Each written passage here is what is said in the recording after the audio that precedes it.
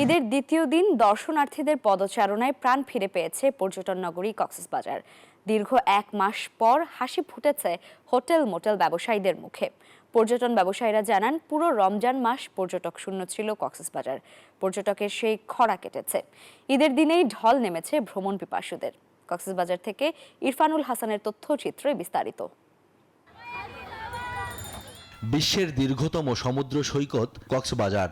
সাগরের ঢেউয়ের গর্জন আর নৈসর্গিক সৌন্দর্য দেখতে দূর দূরান্ত থেকে ছুটে আসেন ভ্রমণ পিপাসুরা। এবার ঈদ উল ফিতরকে কেন্দ্র করে টানা 9 দিনের লম্বা ছুটিতে ছুটে আসছেন পর্যটকরা। ঈদের পরের দিন সৈকতের বালিয়াড়ি পেরিয়ে নীল জলরাশি পর্যন্ত মানুষের উপচে পড়া ভিড়।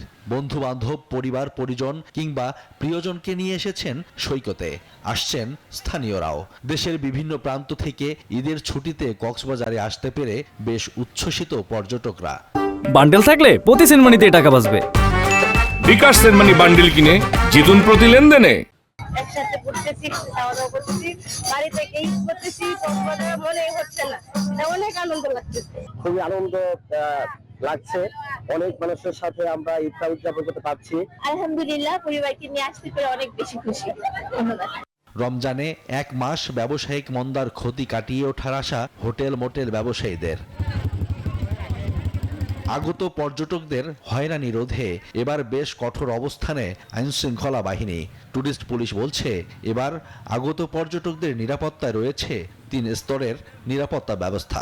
এবার আমাদের 3 স্তর বিশিষ্ট নিরাপত্তা থাকবে। আমাদের গোয়েন্দা টিম থাকবে, গেটে আমাদের ফুড পেট্রোলিং থাকবে এবং মোটরসাইকেল টিম থাকবে এবং স্পেশাল আমাদের মোবাইল টিম থাকবে।